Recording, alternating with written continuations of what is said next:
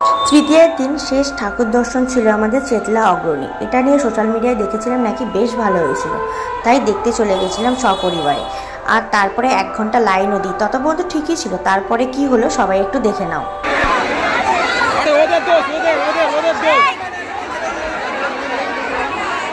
ঢুকতেই দিচ্ছে না কাউকে।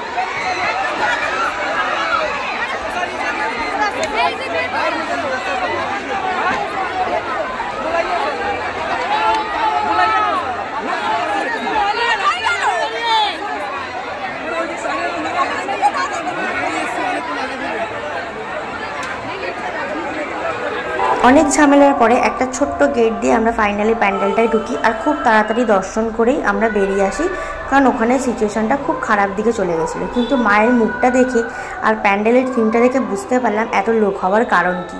সত্যি কথা অসম্ভব সুন্দর হয়েছিল, জাস্ট অ্যামেজিং, বলার মতন ছিল না। যাই হোক, সবটা ভালোই ছিল, মাঝখানে একটু খারাপ তো হয়েই গেলো, তোমরা তো সেটা দেখতেই পেলে।